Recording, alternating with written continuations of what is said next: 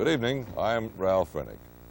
New Year's comes but once a year, or does it? The Jewish New Year began September 13th, the Chinese New Year will begin next February 7th, and even January 1st will be 2 New Year's days at once. Kwanza, the traditional African New Year's celebration, will culminate tomorrow in a parade and cultural arts festival in Miami's black community of Overtown.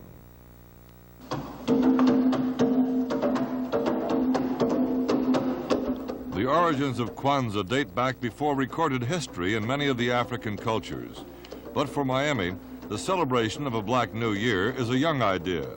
It began last year with a small parade through the streets of Overtown and was so well received that this year it has grown into 7 days of festivities.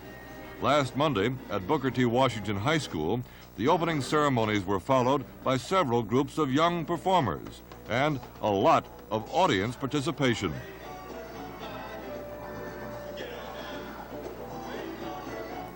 The young people in the audience seemed to carry the excitement of the event, but for some of the elders in the group, this was a celebration of more than just a new year. It symbolized a new awareness of black culture in Miami. Whatever have life that we observe in this world, it also have roots. And when a people know themselves, when they know more of themselves, they become a better person. And when a person becomes a better person, they're a better person for themselves, their family, their community, their state, their world.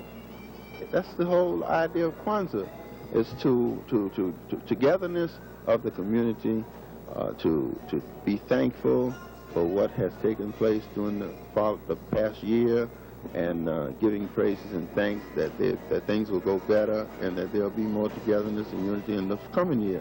And that's the reason why it lasts the entire 7 days, from the last of the old year into the first of the new year. And it's a beautiful festival time, you know. The 7 days of Kwanza represent 7 themes of black community spirit: unity, self-determination, responsibility, cooperation, purpose, creativity, and faith. The past week's activities have touched on each of these with entertainment, lectures, athletic events, and finally, at 1 o'clock tomorrow, a festive parade. It had been a traditional celebration in Africa many, many years ago, and there are still people that celebrate the Kwanza celebration. But then Kwanza being a Kiswahili word that means first, there are so many celebrations in Africa that relate to the culture of the black race itself. And we thought that if we could take the Kwanza celebration that had started in the West, on the West Coast in California, this would be like the principles. One of the principles for the first day is unity. So in keeping the unity, we would follow the tradition of a Kwanza celebration and try to revive that tradition that is older than we are here in the West. The central roots of black culture link 800 million blacks around the globe today. The Brotherhood of Miami's Kwanza Festival this week drew an official representative of the government of Nigeria. Culture is one of our instruments of foreign policy. And one way we are going about this is to bring about cultural reawakening and revival among blacks and Africans throughout the world, because we feel we have a common heritage. And it is by invoking this common heritage that blacks throughout the world can come together under one banner.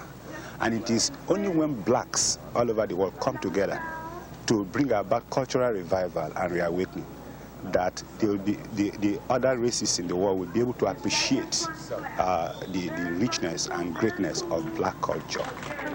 Today, the pride in black culture is asserting itself in business, art, even in fashion.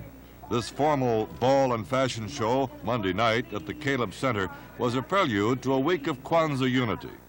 As 7 candles were lit at the end of the evening, symbolizing the 7 principles of Kwanza, pride in a common black heritage also showed among the people.